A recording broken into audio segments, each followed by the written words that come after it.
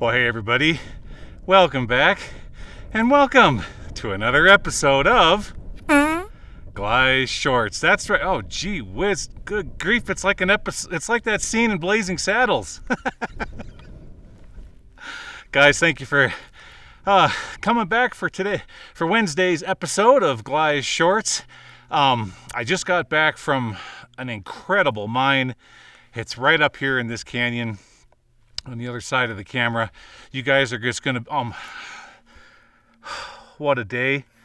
What a day. You have no idea what I found. It is so far over the top, so incredible. It is, well, I'll just put it to you this way. It is the best architectural mine I have ever found. Ever. Absolutely epic. You know, there's two different kinds of mines out there. You have museum mines. Those are the ones you find that have all kinds of artifacts in them that nobody's ever found before. You know, whiskey bottles with the labels still on them, tools, things of that nature, all in situ, never been touched, never been discovered. That's a museum mine. An architectural mine is a mine like what I just got done exploring, with massive amounts of timbering, massive amounts of backfill, cut and fill, you name it. I mean, guys, let me tell you, if you thought the newspaper mine was cool, just you wait until you see what I found. Unbelievable. So, what do I have for you in today's shorts? Well, I'm right here next to a Dynamite storage magazine, and I thought to myself, well, this is pretty cool. This will make for a good shorts video, because there would be no better place to explain how Dynamite works than sitting right next to Dynamite storage, is what we have right here. So inside here, it's collapsed on the back wall. It's got its roof vent. You always know it's Dynamite storage because they're going to have a roof vent that helps keep the powder and dynamite dry. And there's a few shelves in here, and that's about it. You know, nothing too spectacular, but it was pretty darn well built. I mean, they hand stacked all of these rocks all the way around it. You know, placed them in place like little puzzle pieces. It's pretty darn cool. So let's talk about dynamite. Well, over the last few weeks, we did find a few dynamite boxes. Most of them were tore up and in pieces.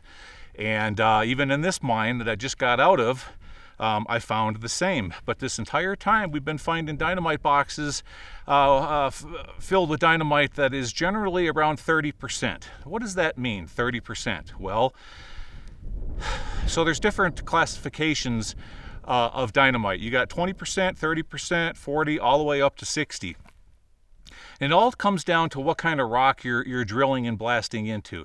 For example, all of these copper mines that we've been exploring lately are basically hydrothermal intrusions that came up through dolomite limestone, okay, spread out through the cracks, solidified, and created all of the copper that you see.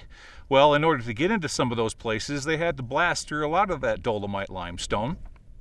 And limestone isn't very tough. It's not like metamorphic rock. So you don't need, 40% or 60% strength. 20 or 30% that's good enough. That's plenty enough to fracture the rock and get it out of the way. So how does the process work? Well, I've already explained to you guys how drilling and blasting works. So when it comes to dynamite, it pretty much goes something like this. Back in the late 1800s, they didn't have dynamite, okay? What they had to do back then was they would cut a piece of cloth, okay, generally made out of cotton, okay, and then they would take raw black powder, and they would pour a bead on top of the cloth, okay? Of course, the larger the bead, the larger the blast. And then what they would do is they would roll that up like you're rolling up a tamale, okay? And then they would add the fuse, put it into the hole, and then tamp that as far back in as they can get it, okay? That's how they did it in the old days. The fuse that they were using to go up and ignite those black powder charges was the exact same kind of fuse that you find even in today's modern day fireworks, okay? Back then, they called it blasting fuse, otherwise known as safety fuse. Okay, safety, the word safety is because when you lit it, it burned really, really slow, and it gave you a chance to evacuate the area or safely leave the area before the blast occurred. That's where the name safety fuse came from.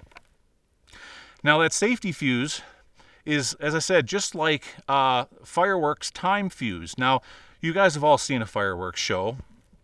You have your fireworks shell that's fired out of a mortar. Okay, you got a lift charge, and when that lift charge goes off, it fires the shell out of the mortar, and at the same time, it ignites the time fuse. Now, the time fuse is basically a convolutedly wound, sometimes convolutedly wound, most of the time spiral wound piece of paper around a meal D black powder core. And when the machine packs that, it packs it kind of like a rocket motor, so that the powder can only burn from one side to the other. Okay, you've all seen it in videos. When you ignite loose powder on a table in a conical pile, it's going to go like that. But when you take black powder and you stuff it into a sleeve and you pack it like you're packing a rocket motor, the black powder is then forced to burn from one side to the other. And that's what time fuse, that's how time fuse works in a fireworks shell. So as that shell is lifting all the way up into the sky, and then when it finally reaches the very, very highest point, then it ignites the burst charge, explodes, and throws the colorful stars all over the sky. Well, it's the same thing with black powder charges back in the day. They would ignite the time fuse, and that would burn up, go into the hole, because generally it was wax coated to help keep it, help maintain it to be waterproof. It'd burn into the hole, it would hit that black powder charge, and then boom, because all that pressure has no place to go. It can't leave the hole fast enough, especially when the miners fill that hole back in with some kind of debris, like clay, for example. They would fill it up with clay, and that would help hold those pressures in place, so that when it would go off, it would fracture the rock. All right, so boy, yeah, the boys today are really getting after it. Be quiet up there. Now, let's fast forward out of the 1800s and come into the early 1900s. No, I'm not going to get into the whole history for you when it comes to dynamite. I'm just going to tell you how it works. So then nitroglycerin was invented, okay? And then, now there was a time when actually raw nitroglycerin was used for blasting, but then it was learned that if you took your nitroglycerin and mixed it in a little bit with some sawdust, it kind of helps stabilize it, right? But you had to get something to detonate that. So they used a blasting cap. Well, what's a blasting cap? Well, that's basically a time fuse that's going to go up into a brass. They're roughly around, say 2 inches long, and they're filled with what's called mercury fulminate, or fulminate of mercury. It's a very friction-sensitive chemical, and it's real easy to make too. No, I'm not going to tell you how to do it, but yeah, it's really friction sensitive. And that's why when I get into these older mines, especially those early 1900s mines, if you step on one, it's going to go off. If you crush one if it hasn't been exposed to the air or exposed to like a puddle of water or saturated or something like that, if it's been in a dry spot in its entire life, well, that fulminate of mercury can crystallize, and if you step on it, bam, it could take off a toe. That's why I carry a tourniquet with me everywhere I go. So as that time fuse comes up and hits that blasting cap, that ignites that, and that goes off, creating a shock wave which propagates through the dynamite and exploding the dynamite charge. All right, now fast forward even later. Let's go into the 40s and 50s. Well, they pretty much stopped using sawdust, okay, And they started using more of this like a clay type material within the dynamite. Now, these new formulas needed a faster or a bigger explosion in order to touch it off. If memory serves me correctly, I think it's the blasting cap has to put out a shock wave of 7,000 feet per second. Okay, so when that goes off, wham, then that sets off the dynamite, and then the dynamite goes. So it basically boils down to a two-stage explosion. Okay, and that's how that works. So whenever we're out and about, and I've shown you guys many times, safety fuse that comes on those big reels or those big spools, that's how that was shipped and stored. And then the dynamite was always stored in places like this, because you never wanted to store your dynamite with your initiators. Your initiators are your blasting caps. You gotta keep the two separated, okay? It makes sense, right? It's just common logic. Okay, now fast forward into modern day technology.